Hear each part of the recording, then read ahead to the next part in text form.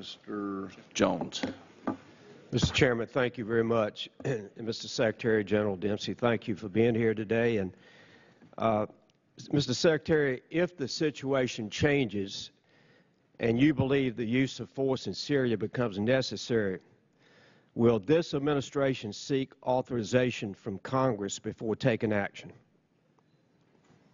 We will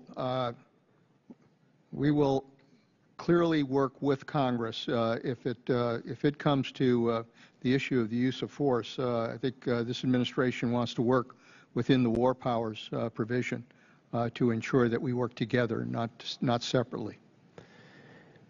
Mr. Secretary, as a former member of Congress, I have the biggest concern, and this has not pointed at this administration, it could be at any administration, that they seem to want to take the authority to decide whether or not they need to go into a country that's not been a threat. They might have evil dictators. They might have problems in those countries. But I have been very concerned. I actually went to the federal courts with Dennis Kucinich and two other Republicans and two other Democrats. We went to the courts because of the decision and how it was made. Realize you were not there at the time, about Libya. I continue, and the American people seem to agree that we in Congress have not exerted our constitutional responsibilities when it comes to war. And I hope that if there is a decision, including Iran as well as Syria, if a decision is made to commit American forces, that the President would feel an obligation to the American people, not to Congress necessarily, but the American people, to explain and justify why we would take that kind of action. And again, I'm talking about a situation where we're not being attacked. We just see things happening in other countries that we don't approve of. And I would hope, and I think you did give me this answer, but if you would reaffirm that if we have to use military force, and we're going to initiate that force, it's going to be our initiation that causes that force, that the President, any President, would come to Congress and the American people and justify the need to attack. Congressman, as you understand, this President, as other presidents, will operate pursuant to the Constitution. The Constitution makes clear that the Commander-in-Chief should act when the vital interests of this country are in jeopardy.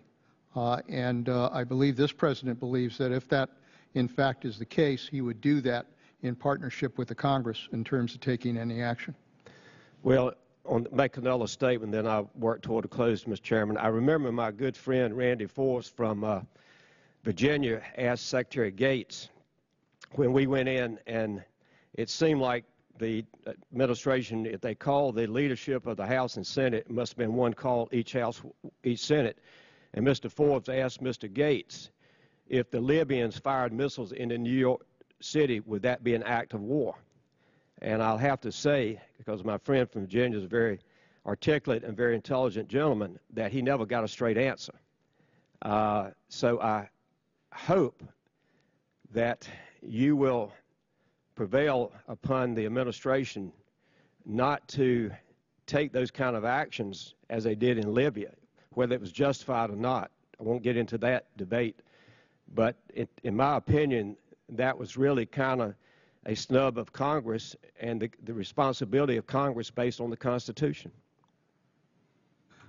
Congressman, what I can assure you of is that as long as I am Secretary, we won't take any action without proper legal authority. Mr. Secretary, thank you very much. And with that, Mr. Chairman, I'll yield back my 39 seconds.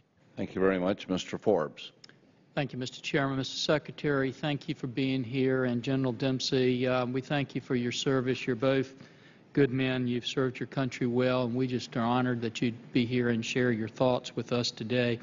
We know that you have a tremendous challenge, and the risks to the country out there are huge today. And when we talk about vital national interest, probably there's no greater vital national interest that we have than the rule of law. And so sometimes we have to just ferret that out and see what that is. And as I understand what you have indicated to this committee, Mr. Secretary, and correct me if I'm wrong, you believe that before we would take military action against Syria, that it would be a requirement to have a consensus of permission with the international community before that would happen. Is that a fair statement? And if not, would you tell me what the proper? I think that's a fair statement. If that's fair, then I'd like to come back to the question Mr. Jones asked, just so we know. I know you would never do anything that you didn't think was legally proper, and you said that the administration would have proper legal authority before they would take any military action. So my question is, what is proper legal authority? And I come back to, as Mr. Jones pointed out, in the War Powers Act, it's unlikely we'd have a declaration of war, but that would be one of the things. Certainly we know if there's a national attack, that would be one of them. And then the second thing, of course, in the the War Powers Act would be specific statutory authorization. Do you feel that it would be a requirement to have proper legal authority that if you did not have a declaration of war or an attack on the United States, that you would have to have specific statutory authority, in other words, the permission of Congress, before you take military action against Syria? We would not take action without proper legal authority. That's and I understand, and in all due respect, I don't want to put you in interrogation, but we're trying to find out what exactly proper legal authority is, because that's what we have to act under. And we don't have the President here to chat with him or have a cup of coffee with him and ask him. You're the closest we get. And so we're asking, from your understanding and as Secretary of Defense, what is proper legal authority? Would that require specific statutory authorization from the United States Congress if we had not had a declaration of war or an attack upon the United States? Well, again, let me put it on this basis. This administration intends to operate pursuant to the War Powers Act, and whatever the War Powers Act would require in order for us to engage, we would abide by.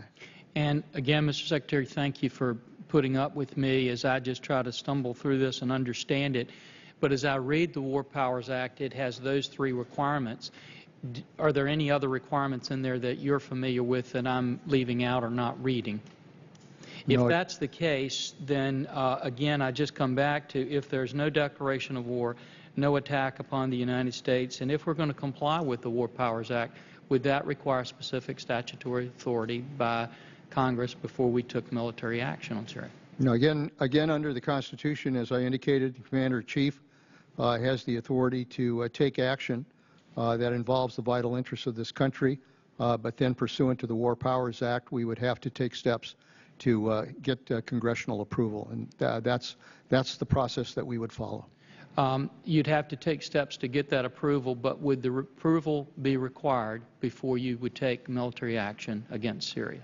As I understand the Constitution and the power of the President, that the President could in fact deploy forces if he had to, and if our vital interests were at stake, but that ultimately then under the War Powers Act we would have to come here for your support. So you get the support of Congress after you began military operations? In that particular situation, yes. And then just one last thing, and make sure I'm stating this correctly. It's your position that the administration's position would be that we'd have to get a consensus of permission from the international community before we'd act, but that we wouldn't have to get specific statutory authority from Congress before we would act. Well, I think in that situation, if international action is taken pursuant to a Security Council resolution or under our treaty obligations with regards to NATO, that obviously we would participate with the international community. But then ultimately, the Congress of the United States, pursuant to its powers of the purse, would be able to determine whether or not that action is appropriate or not. Thank you, Mr. Chairman.